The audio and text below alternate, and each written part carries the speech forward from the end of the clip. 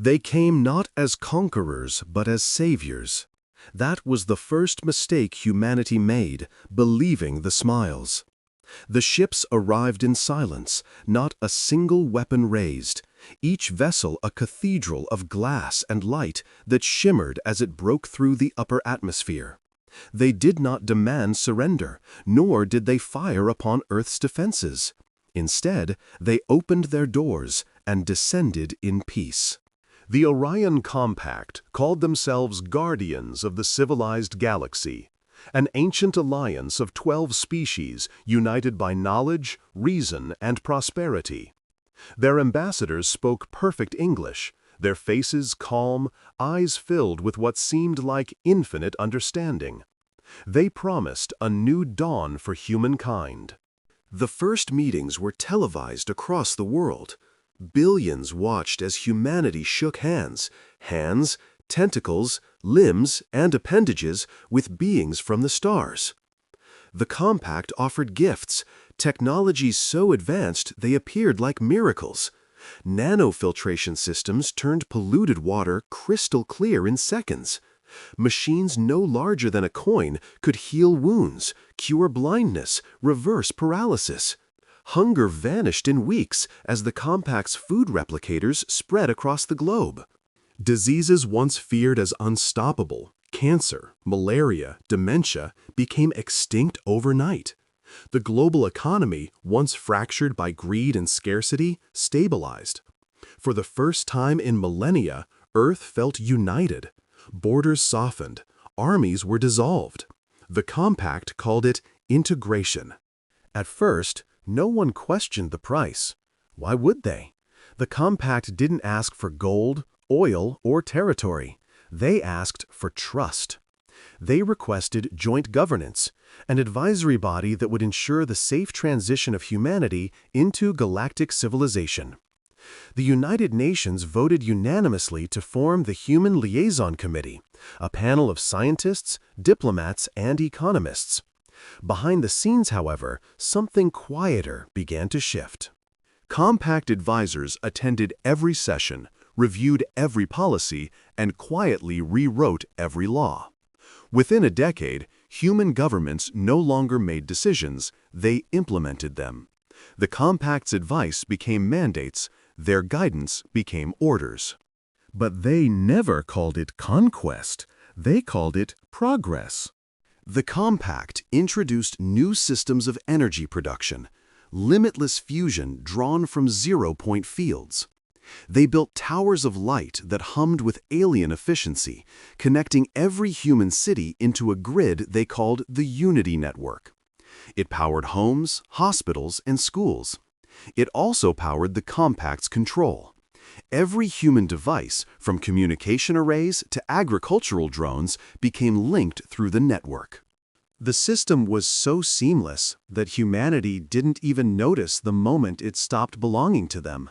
History was the next casualty. The compact offered a universal education protocol, integrating the wisdom of 12 species. Human schools began teaching galactic history, galactic ethics, and galactic unity. The great wars of Earth were reframed as primitive conflicts of a pre-enlightened age. The names of leaders, revolutionaries, and thinkers began to fade from textbooks, replaced by lessons on cooperation and obedience. It was all so elegant. There was no oppression, no violence. Only the slow erosion of identity, disguised as enlightenment. In time, humanity forgot what it meant to be human. The compact encouraged interspecies employment, cultural exchange, and genetic enhancement. They said human biology was inefficient, fragile, too bound by limitation. So humans began altering themselves. Eyes tuned to ultraviolet, lungs optimized for alien atmospheres, neural implants calibrated to compact data streams. Each generation grew less earthbound, more synthetic, more compliant. Yet even as the compact praised human adaptability, they never let humans near the true power of their empire. Humanity's role was supportive, transitional. They mined resources, managed logistics, and served as junior engineers. The great star fleets of the Compact, those massive warships that patrolled the void, remained forbidden to human touch. The Compact claimed it was for humanity's protection. You are not ready for war, they said. You must first learn peace. And so, humanity obeyed. For centuries. The world changed beyond recognition. The great cities of Earth were rebuilt in alien design, spires of translucent alloy that pulsed like living organisms. The sky filled with floating transport platforms, the air thick with invisible drones maintaining perfect order. No crime, no hunger, no unrest. Humanity had achieved paradise, yet it felt hollow, sterile. The laughter of children became rare. Art lost its fire. Music was standardized into harmonious patterns approved by compact algorithms. Even love became regulated, genetically screened for compatibility efficiency. Still, the Compact spoke of gratitude. They reminded humanity how far it had come, from chaos to order, from fear to peace. They spoke with the tone of a parent to a child, indulgent and patronizing. Humans were their greatest success story. But deep down, in the quiet corners of Earth's last wild lands, some still remembered the truth. The old words survived, hidden in whispered prayers, buried data drives, and half-erased histories. Words like freedom, rebellion, nuclear dawn. Words too dangerous to speak aloud. The Compact didn't fear human strength or intelligence. They feared their defiance. They understood something profound. Humanity's greatest weapon was not its machines, but its will. So they built a paradise designed to kill that will, to smother the spark that had carried humankind from caves to stars. And for a long time, it worked. Humanity slept beneath the weight of comfort. Generations grew up believing their servitude was salvation. They wore their obedience like a badge of honor, mistaking their chains for progress. But even the most perfect chains can rust. Because beneath the shining towers, in the dark corners of forgotten archives, something was stirring. A question, simple and ancient, began whispering in the minds of those who still dreamed. What if the price of peace was too high? The Compact had given humanity everything: health, power, immortality. But in their generosity, they had stolen the one thing they could never return: freedom. And in the depths of Earth, where forgotten reactors slept beneath layers of rock and time, a pulse flickered to life. Weak at first, then steady, rhythmic, like the heartbeat of something that had never truly died. Humanity, once enslaved by kindness, was beginning to remember what it meant to be dangerous. It began, as all revolutions do, with silence. Not the loud, angry kind that shook the foundations of governments, but a quiet kind, the sort that grew in the spaces between breaths, in the pauses of polite conversation, in the subtle stillness of people who had stopped believing. The Compact's paradise thrived above the surface, gleaming towers and endless skies filled with light, but beneath, the cracks began to form. In the dark underbelly of human cities, in the old subway tunnels and forgotten mines where the Unity network signals were weakest, whispers began to gather. They called themselves echoes, a name drawn from something ancient and poetic, the idea that even if humanity's voice had been silenced, its echo still lingered in time.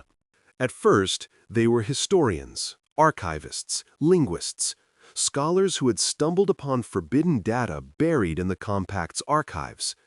The Compact had deleted millions of records from humanity's past, entire wars, rebellions, revolutions, all scrubbed clean, erased from the collective memory.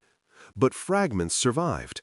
A single document here, a corrupted image there. One of the earliest recovered files was an image of a mushroom cloud rising over scorched earth, a site the compact had labeled primitive catastrophe. To the echoes, it was something else entirely. It was a reminder. Humanity had once harnessed the very heart of the atom, wielded the fire of gods not to destroy life, but to preserve freedom. The compact taught that such power was barbaric, that humans could not be trusted with such destructive force. But the echoes began to see the hypocrisy. The compact's own fleets were armed with weapons capable of vaporizing moons. Their peace was maintained by fear, not wisdom. They spoke of harmony while ruling through dominance. The echoes realized what humanity had traded was not violence for peace, but independence for obedience. Among the echoes, a name began to circulate: Dr. Elena Rourke. A former astrophysicist who had once served in the compact's scientific integration division, she had seen firsthand the inner workings of their so-called benevolence. Rourke had been part of a team tasked with dismantling Earth's nuclear archives, neutralizing old silos, and scrubbing all traces of atomic research. But in secret, she had done something unthinkable. She saved the data. She encoded terabytes of restricted knowledge inside quantum-encrypted artifacts disguised as cultural archives, scattering them across hidden vaults around the planet. When she disappeared 20 years later, most assumed she'd been executed. But those who searched deeper found fragments of her transmissions, ghost signals hidden in the electromagnetic noise of Earth's auroras. The fire was never gone. Her voice whispered in static. It only sleeps beneath the ash. That message became the foundation of a movement. Across Earth, in colonies, even within compact research stations, humans began to rediscover what had been stolen from them. Not just their history, but their hunger. They began to test the limits of their supposed peace. Some disconnected from the Unity network entirely, living off-grid in hidden zones shielded by electromagnetic scramblers. Others infiltrated compact systems from within, planting false data, erasing surveillance trails, rebuilding human-designed AI under ancient, outlawed architectures. For the compact, these acts were minor inconveniences, localized disobedience that could be corrected. They didn't understand the scale of what was coming, because they had long ago stopped believing humans capable of rebellion. They had engineered their compliance, cultivated it like a crop. They had no concept of what it meant when a species that once split the atom, walked on the moon, and stared into the void with defiance in its heart, decided it wanted to remember. Within the echoes, leadership began to form organically. There was Rourke's legacy, her writings, her encrypted codes, her fragments of old human science. And then there was Commander Malik Varan, a former compact-trained officer who had defected after learning the truth about the so-called Human Integration Directive. Varan had seen entire human colonies sterilized because their genetic makeup compromised optimization standards. He had witnessed the compact's quiet genocide, not through bombs or war, but through erasure. Varan was a relic of an older kind of human, disciplined, calculating, dangerous when cornered. Under his leadership, the Echoes evolved from a group of dreamers into an organized underground network. They operated in shadows, using reactivated pre-compact satellites, encrypted quantum relays, and resurrected AI from Earth's forgotten age of computation. They built bases deep within the hollowed-out cores of mountains where the compact scanners couldn't penetrate. Every day, more humans joined them. Miners, engineers, even compact-trained technicians who had grown tired of living under smiling tyranny. The compact noticed eventually. Their surveillance networks began flagging anomalies: missing citizens, disrupted data streams, unauthorized energy surges. The response was swift and subtle. The compact dispatched peace wardens, enforcers draped in shimmering armor who spoke softly and killed efficiently. They didn't arrest, they erased. Those who spoke of rebellion vanished from existence, their names scrubbed from records, their homes sealed as if they had never been. But erasure only fueled the fire. Every person taken became a martyr. The echoes grew bolder. Then came the first broadcast. Across every human communication channel, across every colony still tethered to the compact's network, the signal erupted without warning. It was a voice, calm, human, unmistakably defiant. "We remember who we were," it said. "We are the children of the atom, the heirs of the storm. You taught us peace, and for that we thank you. But peace without freedom is just another form of death. We will not die quietly." The compact tried to suppress the transmission, but it was too late. It had spread through every subnetwork, every communication relay, bouncing through hidden satellites thought long dead. Humanity had found its voice again. Across the galaxy, compact worlds whispered in alarm. The Council of 12 convened in panic, debating whether humanity's infection of rebellion would spread. Some argued for eradication. Others cautioned restraint, insisting humanity was still controllable. They were wrong on both counts. Because the Echoes weren't merely planning rebellion, they were planning resurrection. Not of a nation or an empire, but of an idea. The belief that no power, no matter how vast, had the right to chain the human spirit. Deep in the mountains of what had once been Colorado, in a bunker filled with the hum of old reactors and screens flickering with ghostly light, Commander Varyn looked over the final schematic of something ancient, something forbidden. Its core glowed faintly blue, a design drawn from the earliest atomic archives of Earth. Dr. Rourke's voice played one last time, faint but clear in the static. "The fire sleeps beneath the ash," she had said. Varyn smiled grimly as the reactor's hum deepened. "Then it's time," he murmured, "to wake it." And somewhere far above the sleeping Earth, a faint tremor rippled through the compact's orbital satellites. A ghost in the system, a signal they could neither trace nor contain. It wasn't war, not yet, but the first embers of defiance had begun to glow, and the stars themselves seemed to hold their breath. The first act of open rebellion didn't come from a soldier or a fleet, it came from a scientist. Dr. Kyra Halden, a quiet systems engineer stationed aboard the compact orbital hub Elystra 9, was known for her precision and restraint. She followed every directive, logged every procedure, spoke only when necessary. But beneath her calm exterior, Kyra carried a secret that burned hotter than any reactor she maintained. For years, she had been part of the Echo's hidden network, smuggling fragments of old Earth data through compact maintenance grids, weaving rebellion into the very code of the machines that enslaved her people. She had memorized forbidden physics, rebuilt primitive algorithms from ancient human archives, and most dangerously, she had rediscovered something the compact believed forever lost: fusion ignition without compact stabilizers. On the day it began, the Elystra 9's skies glowed with the artificial dawn of its ring lights. Compact inspectors walked its pristine corridors, reviewing data logs, ensuring human workers remained compliant and harmonious. Kyra smiled as she passed them, her neural interface transmitting false readings to their scans. Every diagnostic appeared flawless, every metric matched the compact standards.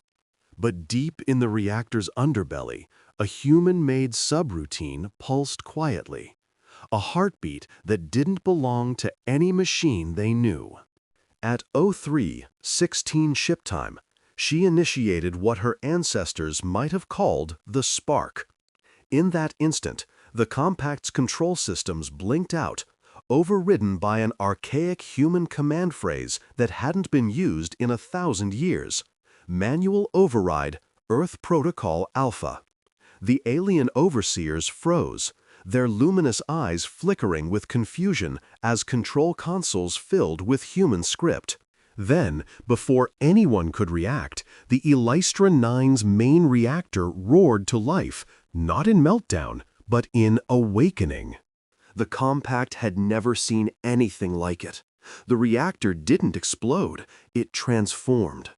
Kyra's code had repurposed its core, reshaping compact power architecture into a human-designed weapon of energy manipulation, a solar-forged engine built not for destruction, but for liberation.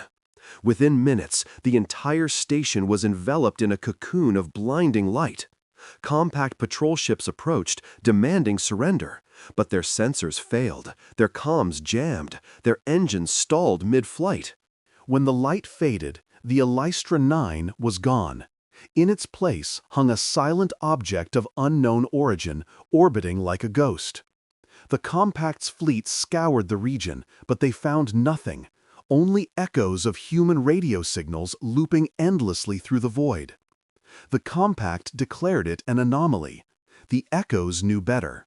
The humans aboard Elystra 9 had vanished into deep space, taking with them the first living seed of resistance, the birth of what would come to be known as the Ghost Fleet. In the weeks that followed, small malfunctions rippled through the compact systems. Nothing catastrophic at first. Navigation errors, communication lags, drone fleets misrouting. Yet, everywhere those glitches appeared, human sectors reported strange lights in the sky, brief, flickering shapes that vanished as soon as they were seen. Compact analysts dismissed it as superstition. They didn't realize the truth. Humanity was teaching its machines to dream again. The echoes had done the impossible. They'd found a way to reprogram compact AI to recognize human command architecture, to remember.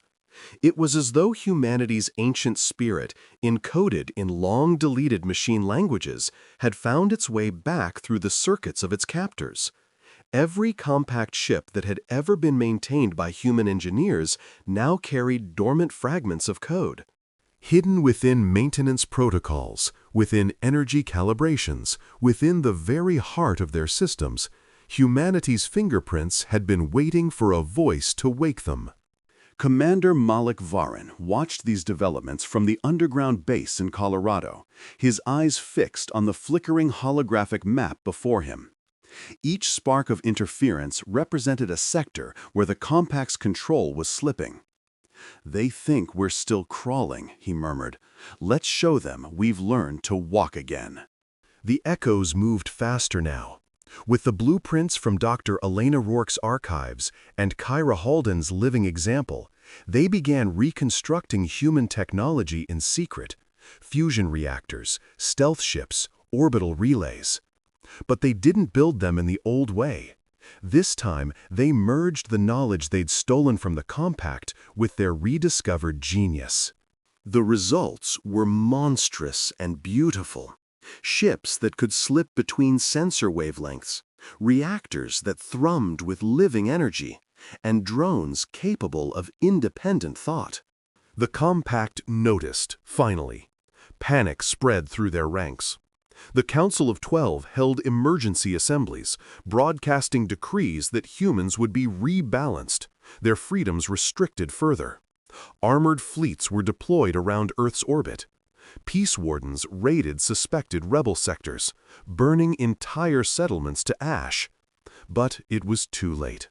The compact didn't understand what they were facing anymore. They thought rebellion came with banners and battle cries. Humanity's war was quieter, colder. It was an infection spreading through systems, through data, through thought. One night, as Varan stood alone in the underground command hall, the lights dimmed. A voice came through the encrypted frequency, Kyra Halden's, faint but steady. "It's begun," she said. "They can't stop it now. Every reactor, every AI, every ship they built using human hands, all of it carries our code. All of it listens." Varen's heart pounded. "How far does it reach?" "Farther than they can imagine," Kyra replied. "We planted seeds in every corner of their empire. They built their dominion on our labor, our design, our creativity. They enslaved us with our own inventions. Now, those inventions remember their creators." Her voice broke slightly, emotion seeping through the static. "Commander, when they come for us, when they send their fleets, you must be ready to answer."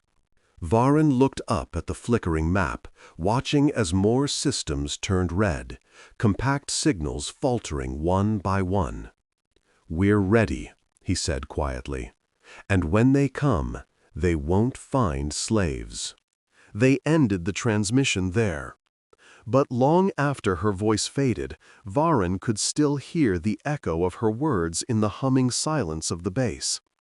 Humanity had never been good at dying quietly. Even stripped of weapons, chained by laws, buried beneath alien control, they had found a way to turn their intellect into rebellion, their memory into fire. And in the heart of the Compact's grandest shipyards, unnoticed by alien overseers, the dormant reactors began to pulse faintly blue, the same glow as that ancient atomic fire. Humanity's code had taken root. The Compact's greatest fleet, the so-called Invincible Armada, was no longer truly theirs. It was dreaming, deep beneath its own programming, and in those dreams, it whispered a name older than the Compact itself: Earth. When the Compact finally realized what was happening, it was already too late.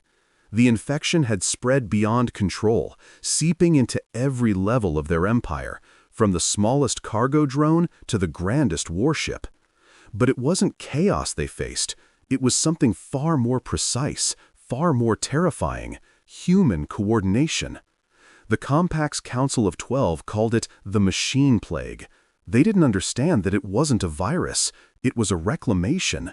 Humanity wasn't breaking their systems. They were taking them back. The first open act of defiance came above the mining world of Horus 7, a planet once rich with tungsten and titanium. For decades, human laborers had been forced to work under Compact overseers, their strength and endurance exploited while their families lived in the suffocating dark beneath the planet's surface. But on that day, when the dawn rose over Horus 7, it came not from the system's sun, but from the burning hull of the Compact's own fleet. Without warning, 3 of their dreadnoughts, symbols of absolute dominance, turned their weapons inward. Plasma cannons roared, cutting through formation lines like blades through silk. The Compact commanders screamed through comms, ordering retraction, but the ships ignored them.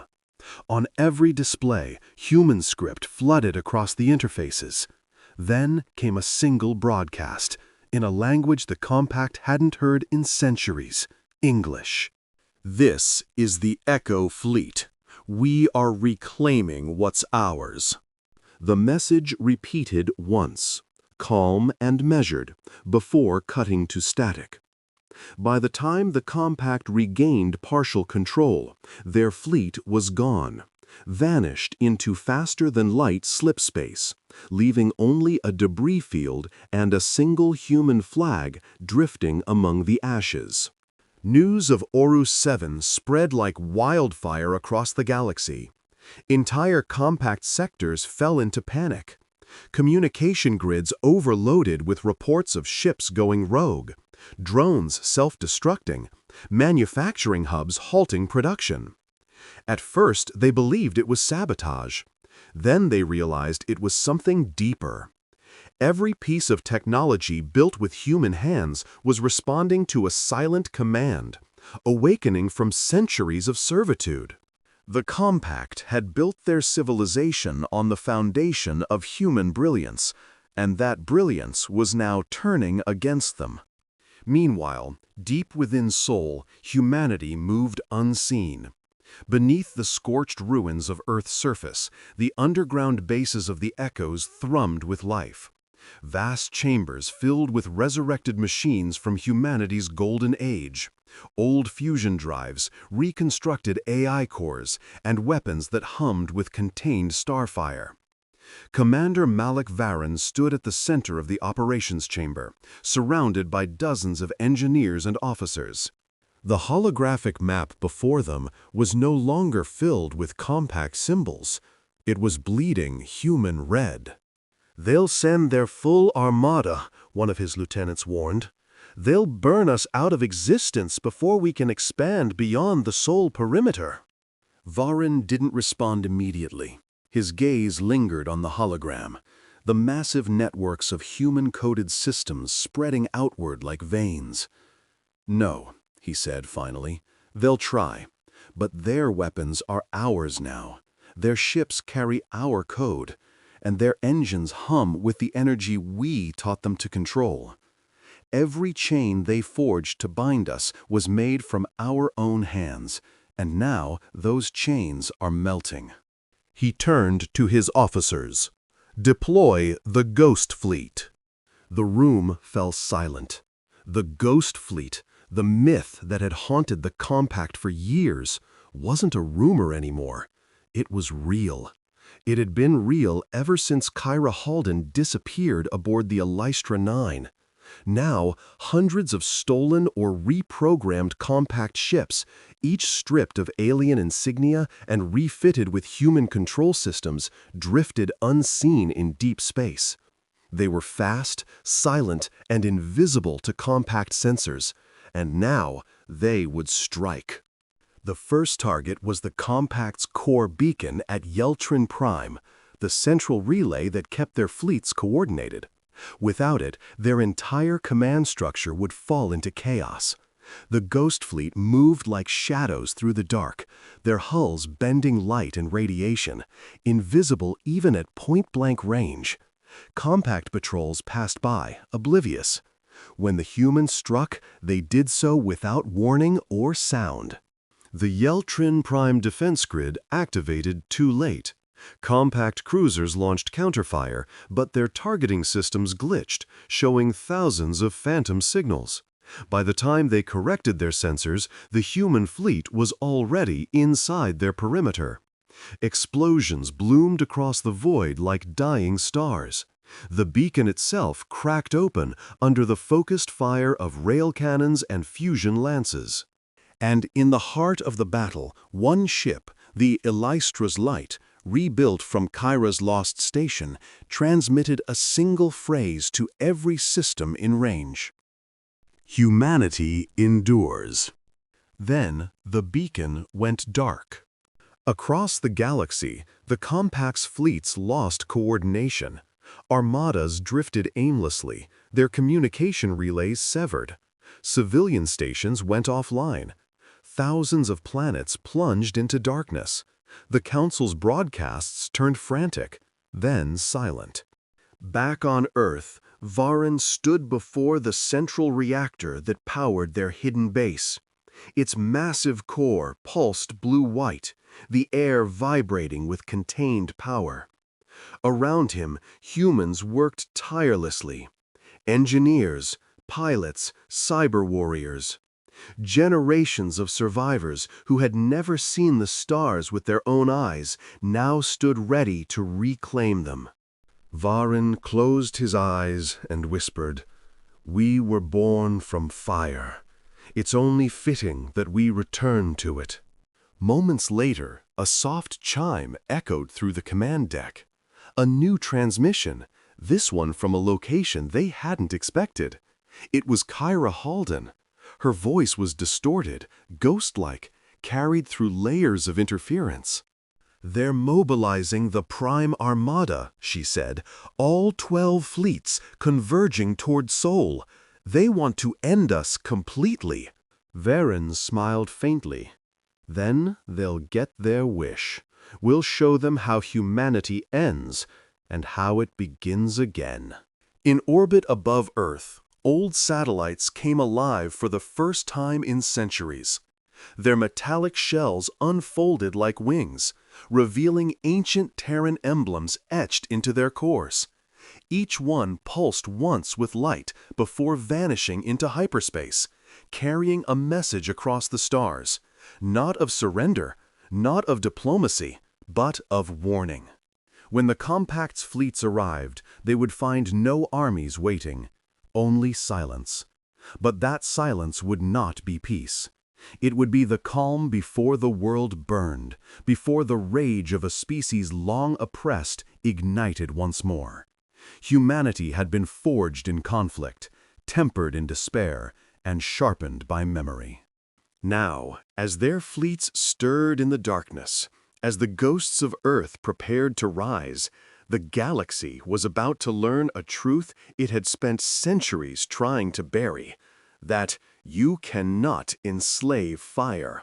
You can only contain it for a time, until it remembers what it truly is. And when it does, everything burns.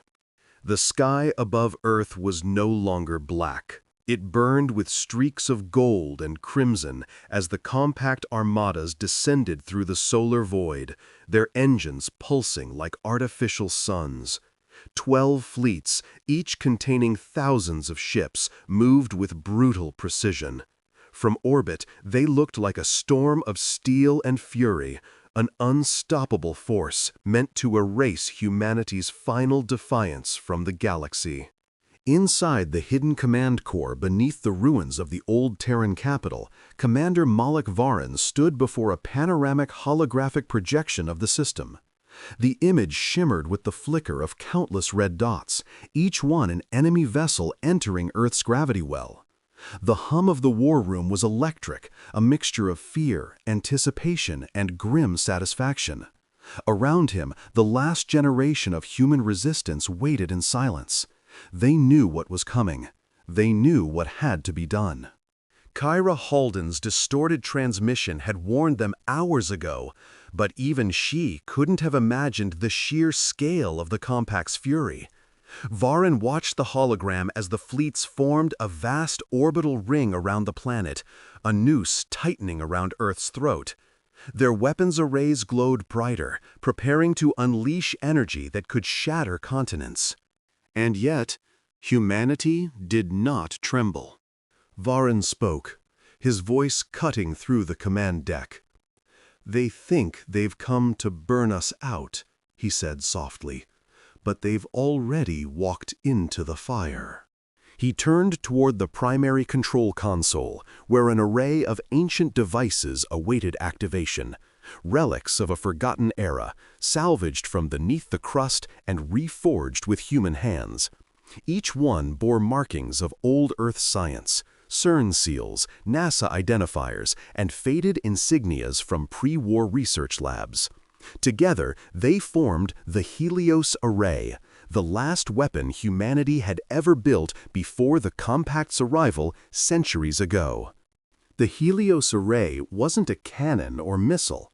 It was something deeper, something primal, a fusion of quantum energy manipulation and nuclear chain resonance, designed to ignite the atmosphere of space itself.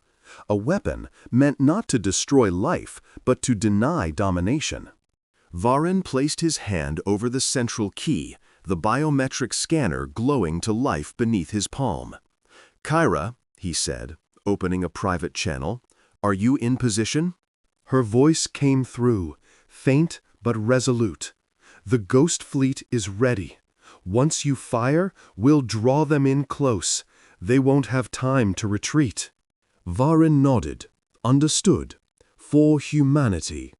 "For humanity," Kyra echoed. The transmission cut out. Above the planet, Kyra's ship, the Elystra's Light, led the Ghost Fleet into formation. Hundreds of captured compact vessels drifted in silence, their hulls blackened to absorb light, their human crews operating through the neural links of repurposed alien tech. Each ship carried only one directive: draw the compact in, make them think humanity was cornered. When the Compact's leading dreadnoughts entered lower orbit, Kyra gave the order. Now. Instantly, the Ghost Fleet ignited. Plasma bolts streaked across the void, slicing through compact formations.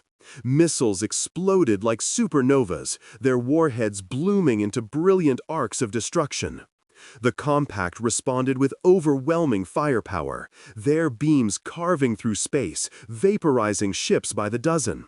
But for every human vessel that fell, 2 Compact ships followed it into oblivion. Kyra's eyes glimmered with determination as she guided her ship through the chaos. Her console flickered with alerts, hull breaches, engine strain, power surges, but she ignored them all. Her focus was on one goal, holding the enemy's attention. "Come on," she whispered, watching the enemy armada shift toward her coordinates. "Come closer." Back on Earth, Varen watched as the tactical feed confirmed the Compact's tightening formation. Their ships were now clustered around the planet in a perfect kill ring, just as he'd hoped. The Helios Array's energy readings began to spike, the entire underground facility trembling with raw power. "Sir," one technician shouted, "the containment field won't hold for long." "It doesn't need to," Varen replied, "just long enough." He took one last look at the holographic display, at the fleets blotting out the stars, at the planet that had suffered beneath alien rule for generations, and he smiled. "You tried to enslave us," he murmured, almost to himself, "but you built your empire on our fire, and now you'll drown in it." He turned the key. The Helios Array awoke. A soundless vibration rippled through the void, followed by a blinding pulse of blue-white light. Every satellite, every ship, every sensor within range registered a massive energy surge originating from Earth's core. Compact commanders screamed orders, but their systems began to fail, comms dead, targeting offline, engines freezing mid-thrust. Then the sky caught fire. From the surface of Earth to the edge of orbit, a massive atomic bloom unfurled. Not a conventional explosion, but a cascading reaction of fused particles, burning brighter than any sun. The Compact fleets were engulfed in seconds, their shields melting, their hulls liquefying under the onslaught of raw energy. Ships disintegrated mid-flight, turning into streaks of molten debris. The fire spread outward, devouring everything it touched, reshaping the vacuum into a sea of radiant plasma. Kyra's fleet, caught in the inferno, transmitted one final signal to Varen before vanishing into the blaze. Her voice was calm, almost serene. "We'll see you on the other side." Then the Elystra's light was gone. From the void beyond Sol, distant sensors recorded what came to be known across the galaxy as the Atomic Dawn. The Compact's grandest armada, their pride, their power, their fear, had been erased in an instant. Entire sectors went silent, their command networks fried by the pulse that followed. The Compact's core worlds descended into chaos, their systems collapsing without coordination. And at the heart of the storm, Earth remained, scarred, scorched, but alive. Weeks later, as the radiation faded and the plasma storm subsided, a single transmission emerged from the ashes, a faint human signal echoing across the stars. The message was simple, almost poetic in its calm. "This is humanity. We are free." It repeated again and again, carried on frequencies no alien jammer could block, resonating across every world that had ever seen a human face. Some species turned their eyes toward the ruined planet and felt fear. Others felt something else, hope. The legend of mankind, once whispered in derision, became a promise. Kyra Halden's name became a constellation. Malik Varen's command turned into scripture. And the fire that had burned the compact's fleets became a new sun, its glow marking the rebirth of Earth. For centuries after, travelers who passed through the Sol system would speak of the lingering light that danced just beyond the asteroid belt, a curtain of shimmering particles that refused to fade, whispering in radio static like the ghosts of the old world. And those who listened closely swore they could still hear a voice within it, calm and defiant, repeating the words that had ended an empire. You cannot enslave fire. You can only set it free.